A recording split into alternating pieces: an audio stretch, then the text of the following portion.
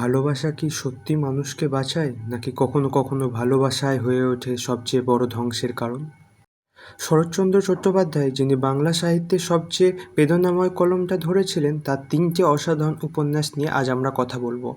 নমস্কার, আমি আসিফ, আর বই পোকাদের আড্ডাতে তোমাদের সবাইকে স্বাগত। প্রথমেই আসি দেবদাসে। দেবদাস আর পার্বতী, ছেলেবেলার দুটি মন, দুটি স্বপ্ন, কিন্তু সমাজ তাদেরকে একসাথে থাকতে দিল না।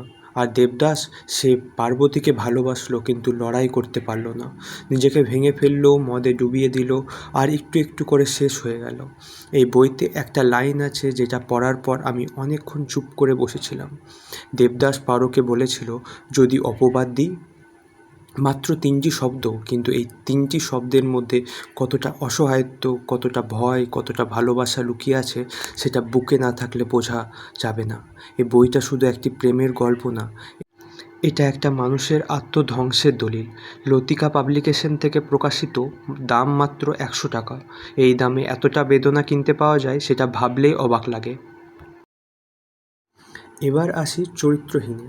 নামটা শুনলেই মনে হয় কারো নিন্দা করা হচ্ছে, কিন্তু শরৎচন্দ্র এই নামটা দিয়ে আসলে সমাজকেই প্রশ্ন করছেন। চরিত্রহীন কে? যে মানুষটা ভুল করেছে, নাকি যে সমাজ সেই মানুষকে বিচার করার ভার নিজের কাঁধে তুলে নিয়েছে? এই বইয়ের দুটো লাইন আমাকে ভীষণভাবে নাড়া দিয়েছে। প্রথমটা, নারীর চরিত্র নিয়ে প্রশ্ন তোলা সমাজের পুরনো অভ্যাস। আজ থেকে প্রায় ১০০ বছর আগে লেখা এই লাইন, কিন্তু আজকের দিনেও কতটা প্রাসঙ্গিক সেটা নিয়ে ভেবে দেখো। আর দ্বিতীয় লাইনটা, সব সত্য মুখে বলা যায় না, কিছু সত্য শুধু অনুভব করতে হয়। শরৎচন্দ্র যেন জানতেন, কিছু কথা ভাষায় ধরা যায় না, সেগুলো শুধু বুকের ভেতর থেকে অনুভব করতে হয়। এই উপন্যাসে সতীশ আর সাবিত্রীর সম্পর্ক, সমাজের ভ্রুকুটি, আর একজন নারীর নিরন্তর লড়াই, সব মিলিয়ে এটা একটা অসাধারণ পাঠ অভিজ্ঞতা। লতিকা পাবলিকেশন থেকে পাওয়া যাচ্ছে, দাম ২০০ টাকা। প্রতিটা পাতায় যে প্রশ্নগুলো তুমি নিজেকে করতে বাধ্য হবে, সেটার দাম কিন্তু আরও অনেক বেশি।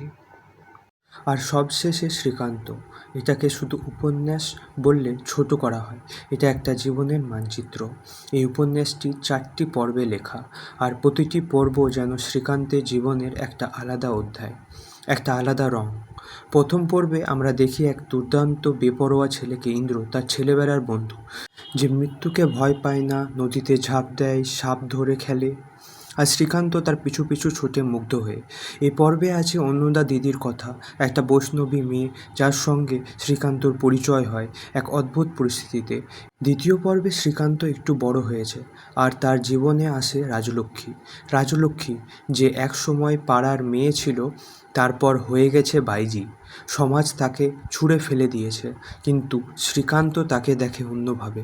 এই পর্বে দুটো মানুষের সম্পর্ক, যেটাকে ঠিক ভালোবাসা বলা যায় না, আবার বন্ধুত্বও না, সেই এক অদ্ভুত টানাপোড়েনকে শরৎচন্দ্র এত সুন্দরভাবে ধরেছেন যে পাঠক নিজেও বুঝতে পারে না সে কার পক্ষে। তৃতীয় পর্বে শ্রীকান্ত যায় বর্মায়, নতুন দেশ, নতুন মানুষ, আর সেখানে তার দেখা হয় অভয়ার সঙ্গে। অভয়া এক বিধবা, সমাজের চোখে অসহায়, কিন্তু মনে অসম্ভব শক্তিশালী। শ্রীকান্ত তার কাছে এক শান্তির খোঁজে, আর একটা আশ্রয় খোঁজে, কিন্তু জীবন কি এত সহজে শান্তি দেয়? এই পর্বটা পড়তে পড়তে বুকের ভেতরটা একটা অস্বস্তি হয়, কারণ শ্রীকান্ত বারবার ভালো কিছু পেতে পেতেও ধরে রাখতে পারে না। চতুর্থ পর্বে শ্রীকান্ত আবার রাজলক্ষ্মীর কাছে ফেরে, কিন্তু এবার গল্পটা আলাদা।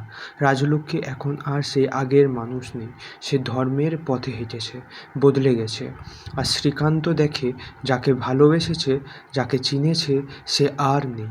এই পর্বটা একটা দীর্ঘশ্বাসের মতো, কোনো বড় নাটক নেই, কোনো চিৎকার নেই, শুধু একটা ধীরে ধীরে শেষ হয়ে যাওয়া। শ্রীকান্ত শুধু একটা চরিত্র না, এটা আমাদের প্রত্যেকের ভেতরে থাকা সেই মানুষটা, যে সব দেখে, সব বোঝে, কিন্তু সব বলতে পারে না।